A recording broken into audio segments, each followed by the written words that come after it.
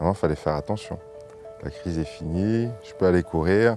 Dans 5 jours, il y en a une autre qui va revenir. Je pense que quand on ne connaît pas cette maladie, on ne mesure pas ce que ça peut faire.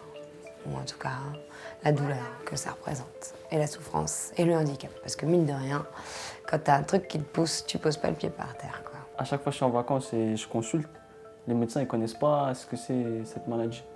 C'était des poils sous la peau, il fallait que j'arrête l'épilation. Voilà ce qu'on me disait. J'ai fait des recherches partout sur Internet et j'ai identifié Verneuil. Et j'ai été voir plusieurs médecins qui m'ont dit non. On m'a parlé de la maladie de Verneuil, il n'y a que 9 ans. Voilà. Après une double exérèse et une vulvectomie. J'étais diagnostiqué, j'avais 14 ans. Maintenant, j'en ai 17. Et j'ai subi une 30aine d'opérations. C'est pas l'opération en tant que telle qui fait mal, c'est la suite. C'est les 8 semaines de soins, les mèches à vif. C'est une douleur incomparable. Quand tu mords l'oreiller, que tu en vomirais tellement ça fait mal. Non. Cette maladie, depuis que je l'ai, j'en parle presque à personne. Il n'y a qu'avec ma mère, on se parle, on se confie vraiment.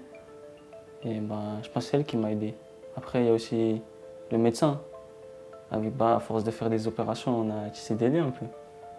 Il projette des choses et du jour au lendemain, en l'espace d'une nuit, le lendemain, tout est cassé. C'est ça qui est dur. Et voilà.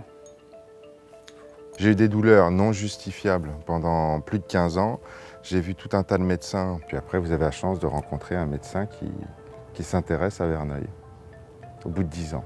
J'aime pas dire que j'ai mal en fait. Même quand j'ai mal, je dis à ma mère que j'ai une poussée au coin. Ça fait que assez quand j'ai mal, après on va à l'hôpital. Et le docteur, il voit, après il dit on opère. Depuis septembre, ma dernière intervention, j'ai la chance d'être suivie par un dermatologue qui m'a mise sous biothérapie. Voilà. Donc ça, c'est du bonheur parce que ça va faire 1 an que je ne suis pas retournée sur la table d'opération. Une injection 2 minutes par semaine, plus de douleur. Donc, au lieu de gérer sa vie par rapport à sa douleur, aujourd'hui, on fait ce qu'on a envie de faire. Pour 2 seringues, c'est 941 € la boîte. Donc si on n'a pas de prise en charge, comment vous voulez qu'on se soigne?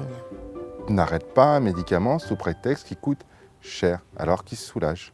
Plus d'arrêt de travail, moins d'opérations, moins de soins infirmiers, une douleur qui n'est plus présente, donc faites un véritable calcul. Mon rêve, c'est que ça s'arrête, que j'ai plus de poussée, que j'ai plus rien, que je puisse exercer ma passion à part entière. Il faut former les médecins, vraiment. Est-ce qu'ils s'intéressent à des maladies chroniques? Il faut que ça avance et puis qu'un jour ou l'autre, on arrive à trouver un traitement. Moi, c'est tout ce que je demande. Et qu'il soit tranquille. Mais pas que lui. Je pense qu'il y a d'autres enfants aussi. Et je pense qu'il y a des parents et des enfants qui ne savent même pas. Il faudrait peut-être faire reconnaître cette maladie comme handicapante et douloureuse et permettre aux gens qui n'ont été diagnostiqués que Verneuil de se soigner.